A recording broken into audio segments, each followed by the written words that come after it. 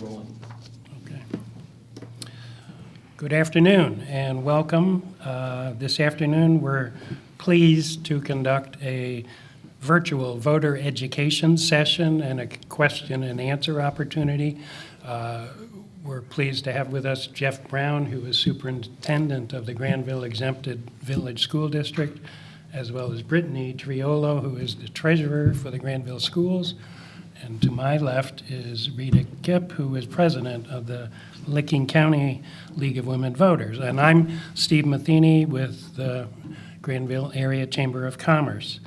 So together, the League of Women Voters and the Chamber, we wanted to conduct this session. Our intent here is to obviously tape this proceeding. I think in terms of format and sequence, Jeff Brown, in a moment here, will give us some history and brief background on the school levy subject, following which we will progress and ask a series of questions of both Jeff and/or Brittany, and Rita and I will alternate the question asking. These questions were submitted to us from the public, from the community. We collected, I think we have a total of 10 questions that were submitted.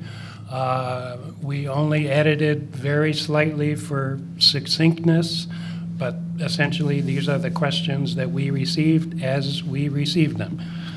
So again, thank you for joining us. I think I'm going to turn the microphone to Jeff for a moment. Okay, thank you, Steve.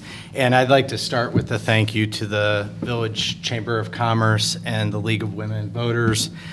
We appreciate the opportunity to share some information with the community about the upcoming ballot issue. And we would like to start with a little bit of the history behind the current initiative and the current ballot issue. So back in 2018, leading up to that ballot issue, the Board of Education really was looking at ways to diversify the revenue of the school district.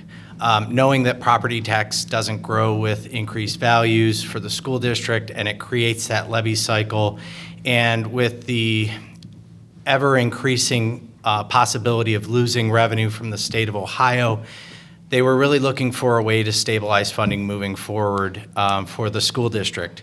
And so they placed a levy on the ballot for 0.75 all income tax, and it passed at that time. And at that time, it was for a 5-year term. And now we are coming back and putting on the ballot for the 0.75% all income tax to continue. And we wanted to just kind of go through some of the rationale and some of the information associated with that decision. I'd also like to share that since that time, we've had some other announcements in the community like Intel and growth.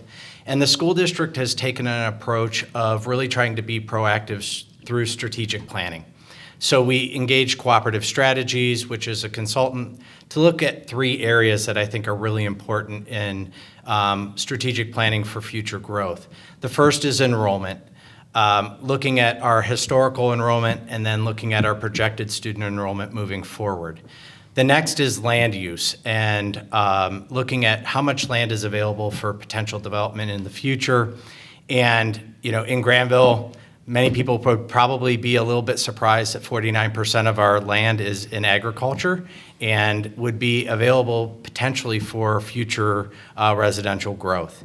And then finally, facility capacity. And that facility capacity is obviously important because if we were to have to grow and build a new building, that would be another additional bond referendum or levy that we would have to go to the voters for. Right now, our facilities at the K-6 level are at or close to capacity. Our middle school and high school have a little bit of room to grow, but not much. And so, looking at future enrollment and thinking about land use and facility capacity is really an important piece to the sustainability of our current revenue streams and positioning us to do well in the future to adapt to that growth. Obviously, the best approach in any high-growth environment is going to be planning and making sure that you can adjust staffing to enrollment changes and also have the adequate facilities for our students to fulfill our mission of learning for life. So that's a little bit of a background, Steve and Rita, and we'd be happy to answer any questions that you have from the chamber members. Very good. Thank you. Rita? Okay, thanks. I'll start off with a question that I know is on many people's minds. Why did you make the renewal continuing rather than for a limited period? So the board discussion was really centered around what are we going to need in the future? So it's assessing those needs and knowing that 80% of our budget is in staffing. We know that as we increase in enrollment, we're going to have the revenue to support increasing that staffing to meet the students' needs. And so we felt like from a staffing perspective and potentially the operation of new facilities, the need wasn't going to go away in the future. And so putting it on for a 5-year or a 10-year period of time really didn't make a lot of sense to the board from a fiscal stewardship standpoint, because ultimately the needs weren't going to change between now and some other date in the future. And so the most prudent decision would be to put us in the strongest position to adjust to growth through staffing and facilities, and so they felt like that would be most advantageous to put it through as a continuing levy. Okay. Next question, which some similarity with the prior. Please explain how a continuing levy is a better option for the taxpayers than one for a limited number of years. So there are a couple of aspects to a continuing levy that have, and an income tax specifically, that are maybe more advantageous to taxpayers. The income tax adjusts with the economic conditions of the community. So if a person loses their job or has a bad year, we see that in the income tax collection, and it adjusts because it's a flat rate. If it's a property tax, the property tax is levied at the same amount. It is independent from what is happening when you're in your current fiscal situation. So I think it has some advantages to people potentially on fixed incomes because they can plan appropriately for that, and it might not price them out of a home that they've been in for a while. So I think there are some advantages to the local taxpayer, but I also think there are advantages to the school district because of that ability for it to grow or adjust with the economic conditions. And we've seen over the last 20 years times where the income tax has been doing very well, and then sometimes like in the early or late 2000s, 2007, 2008, where it's maybe not been doing so well, and it adjusted and reflected that in the community's property tax. It also gives us the ability to maintain our staff and recruit. One of the things that I think is a challenge moving forward in the state of Ohio and across the nation is we have roughly 38% less people going into the educational field. And so if there's fiscal ambiguity in a school district, we will not be able to recruit or retain the number of teachers that we need to have in order to educate our students. And so I think there are a couple of different reasons why all of that is important to the community members. Thank you. So what is the process for repealing a continuing levy? So I think the better question might be, can the board make adjustments in the future? And the answer is yes. Through board resolution, the board can make adjustments to not only property tax, but income tax. And obviously, I'm not an attorney, so I'm not going to give, maybe a legal opinion on how something can be repealed. But ultimately, the Board of Education is tasked with the governance of the school district, and they look at all aspects of our operations and governance, and it's their obligation to kind of put the district in the best position to navigate growth and or the education of our students. And I think they can take steps if they feel like it's necessary at that time to adjust to whatever circumstances face the community at that time. Thank you. Next question. The last time a school levy did not pass in the spring of 2018, the district had to cut staff positions, including school librarians and some assistant principals. If this levy does not pass, do you anticipate any staffing cuts? And if so, what sorts of positions would be affected, and how would that impact students? Okay, so there will be no cuts immediately planned if this levy does not pass in November. Obviously, we're in the middle of a school year, therefore it wouldn't be prudent to remove staff from a current educational year. It wouldn't be in the best interest of students. If we were to lose in November, we would have to put something back on in May. If we were to lose in May, this is 20% of our revenue, and we would have to make significant cuts across all facets of the school district at that time if we were not successful in obtaining future funding. And so obviously a reduction in force is absolutely devastating. We've done it twice, unfortunately, in my tenure here. And I know that at times it's difficult to get staff back from those positions or from those losses. And I know moving forward, it will be even more challenging given the circumstances that I just outlined as far as less teachers going into the field, and other school districts will have the opportunity to potentially benefit if we do reduce our staff. But right now, the immediate cuts would not be in place unless there was not success in May. Got it. When the Granville Financial Advisory Committee voted to propose this levy, first, what was the vote count? And then describe briefly the committee's discussion. Yeah, I'll take that one. So first, I just want to clarify that the Finance Committee's role is not to propose the levy. They are advisory in nature. And do not take votes and do not make formal recommendations to the board. The Finance Committee is comprised of approximately 24 individuals, staff, administration, board members, and community members. And of the 24 individuals that make up that committee, about 3 individuals specifically at the May meeting expressed their personal preference for the levy to be for a period of 5 or 10 years rather than continuing.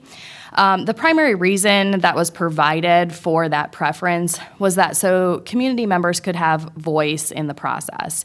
And something that we discussed with the committee is that there are always going to be opportunities for the community to express their voice in the process. There are board elections every 2 years. There will continue to be a need for property tax levies down the road, as well as bond issues.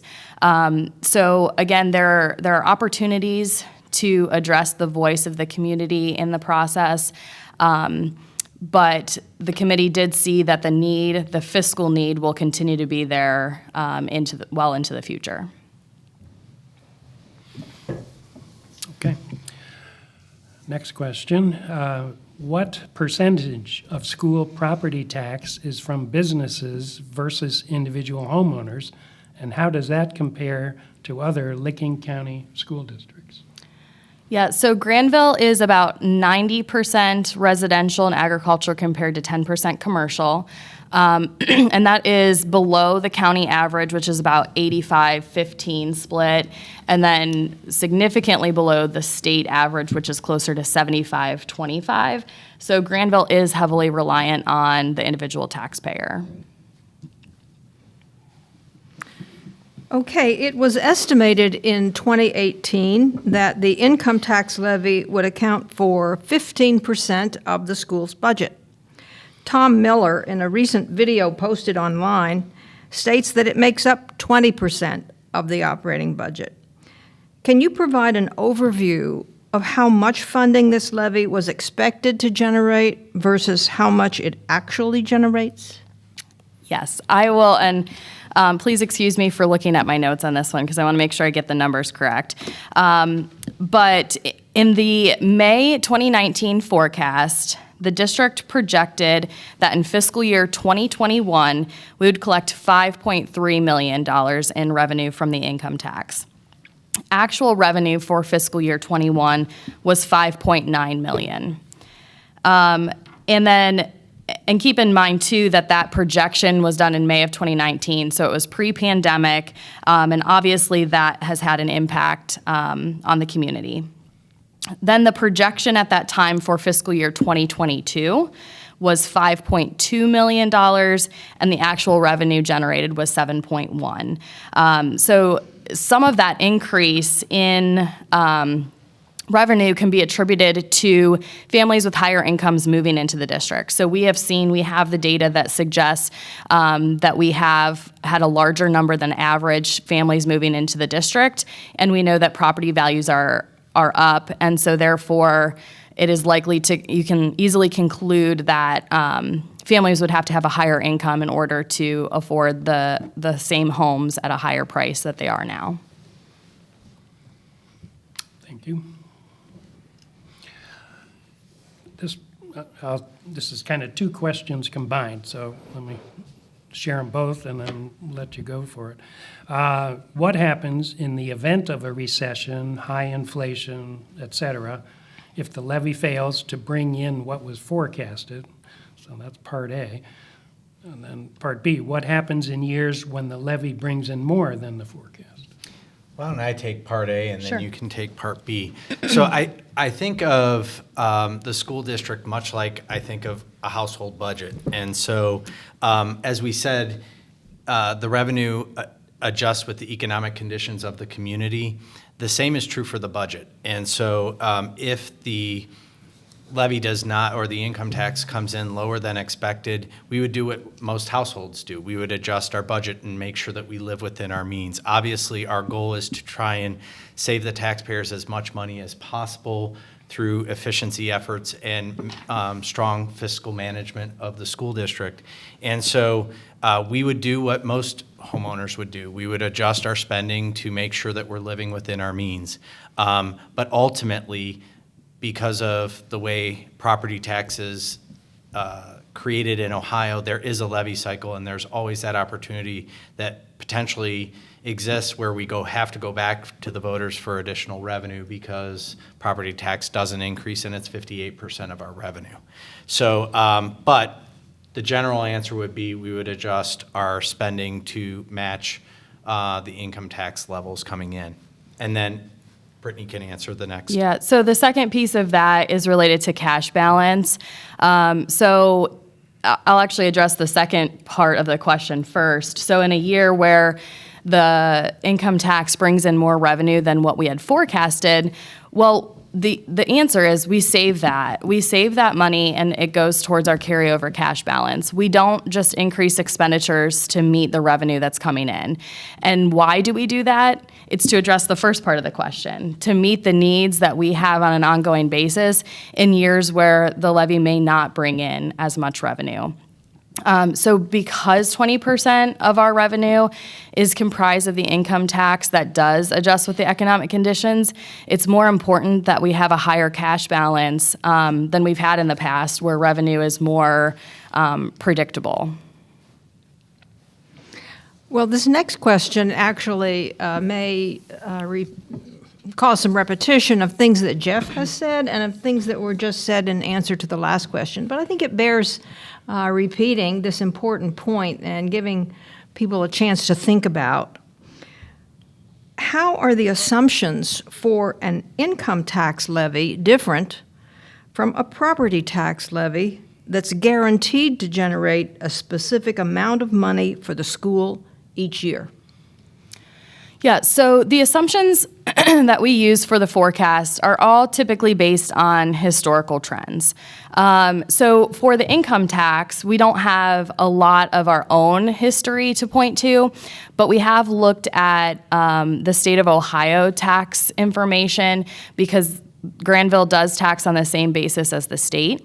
So we have included a 4% increase on the income tax revenue over time. That differs from the property tax assumptions in that there is no growth in revenue over time. So those assumptions are a little more straightforward. It's basically just looking at property values and how the rates that are set apply and what that equals to mathematically. The one piece of the equation that goes into the assumptions on property tax would be related to inside millage and new construction. Those are the only two components to property tax in which we receive additional revenue. So we do look at new construction. We are on top of that and include that in the assumptions. And inside millage is 2.45 mils of the total effective millage. So that's around 7% of what the total effective rate is. So the only growth and the only impact that our assumptions have are on those two pieces, new construction and inside millage. Thank you. Okay, I think this brings us to our final question for this afternoon. I understand that school staff cannot advocate for this levy. Do you have an estimate of the amount of staff time and board time that has been spent providing information on this levy issue?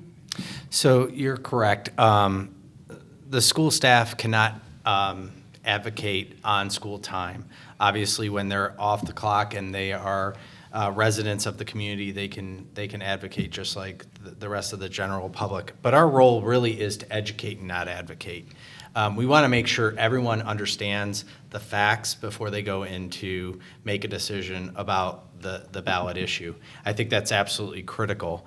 But levy requests can be a little bit challenging from a time perspective because a lot of people have questions, and our role is to answer those questions on all topics about the school district, whether it's academic, fiscal, athletic, arts related.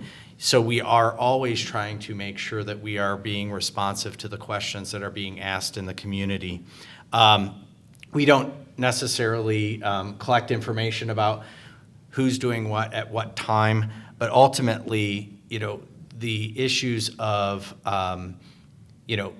levies being disruptive to the educational process can occur through reduction in force and other things like that impact our ability to perform our mission. But ultimately, we want to be accountable to our school district and our stakeholders as well. So we appreciate the opportunity to make sure that people have information about the school district when they go to the ballot box and make a decision. And we want every elector to be informed. Great. Any closing remarks, either of you? Don't have to, but... We just appreciate the opportunity to share some more information, and we appreciate the Chamber and the League of Women Voters. Thank you. You're And- welcome. Thank you. Feel free to reach out to either of us directly with any follow-up questions as well. Our contact information is on our website. Yes. And Election Day is November 8th, November correct? 8th, that's right. So, Early please, voting is open, you can vote early. yes. But thank you all for tuning in, and thanks again to both of you and Rita. Thank you. Thank you. you.